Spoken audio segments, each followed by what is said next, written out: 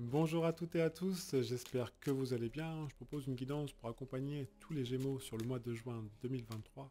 On va voir un petit peu dans quelle énergie vous allez évoluer.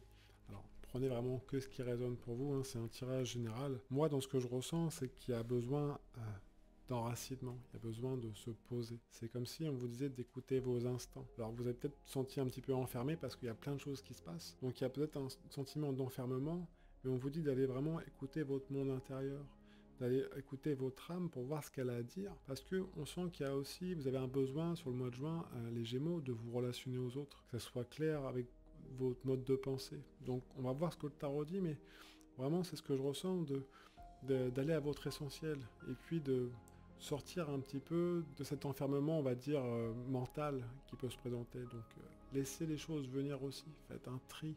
Et sur le plan émotionnel, si ça va venir bouger pas mal pour vous, sur le mois de juin, les Gémeaux, donc tranquille, parce qu'il y a besoin d'enraciner les choses, vraiment de se repositionner. Je vais voir ce que le tarot dit, mais c'est ce que je ressens. Il y a l'étoile qui est là, donc dans votre foi, on va venir travailler quelque part, dans vos demandes, il peut y avoir des doutes, mais on sent que, voilà, ce côté, comme vous pouvez le voir, cette femme qui est l'étoile, qui est votre foi, elle vient verser dans le côté émotionnel, donc à vous de voir ce que vous voulez verser dans ce côté émotionnel. Donc choisissez vraiment, quand vous sentez que ça monte, on redescend, et on fait des demandes. À côté, il y a l'empereur, parce que je voulais voir un petit peu ce que l'étoile regarde.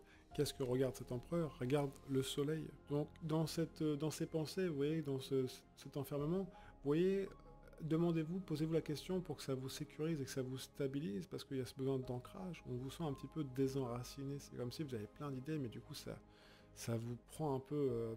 Vraiment, c'est un petit peu overwhelming, comme diraient les Anglais, mais c'est un petit peu trop... Ça vous dépasse un petit peu. Donc, revenez à votre essentiel, c'est-à-dire dans votre authenticité, dans ce que vous avez envie de partager, dans vos idéaux. C'est pour ça que cet empereur regarde ce soleil. Parce que quand vous faites ça, ça vient vous ramener les deux pieds sur terre. Ça vous sécurise. Il y a une forme de sécurité naturelle qui revient, et derrière, vous reprenez un petit peu le contrôle de votre vie. Alors, le contrôle, c'est sur ce que vous pouvez faire aujourd'hui et maintenant. C'est pour ça que cette étoile derrière, elle se pose, elle dit, ok, si tu te sens à l'aise et si tu te sens, reviens vers ce que tu as envie de partager, vers ton idéal, et derrière, les choses vont se présenter. Parce que ça va réactiver quelque part votre foi, votre confiance en vous. On va voir ce que ça dit derrière, mais on a le pendu et on a l'impératrice qui arrive derrière. Qu'est-ce qu'elle regarde, cette impératrice? Elle regarde l'as d'épée. C'est beau, hein? Parce qu'une impératrice qui regarde un as d'épée juste après un pendu, ça veut dire que, quelque part, plus vous allez être aligné intérieurement avec ce que vous avez envie, avec votre soleil et cet empereur qui vous sécurise intérieurement, en plus vous êtes guidé par cette étoile, et intérieurement ça va travailler, et une fois que ça va être au clair, suivez vos instincts. Parce qu'une impératrice qui regarde l'as d'épée, c'est j'y vais, et en plus je suis en accord avec mon mode de pensée, avec ma manière de me relationner avec mon monde intérieur, parce que c'est le côté aussi divin, l'as d'épée, c'est le côté comment je me relationne avec mon monde intérieur pour passer à l'action. Donc en fait, c'est plus vous allez vraiment vous axer sur ce que vous avez envie, vers quoi vous tendez, plus ça va être bénéfique pour vous.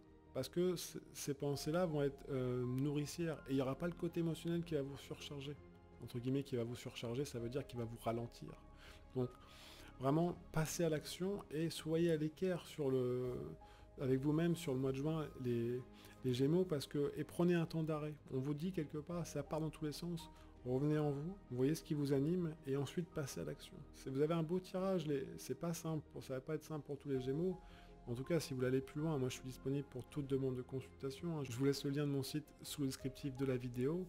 Mais vraiment, prenez le temps de vous poser. Et passez à l'action que quand c'est vraiment bénéfique pour vous. Et quand tout est aligné, encore une fois.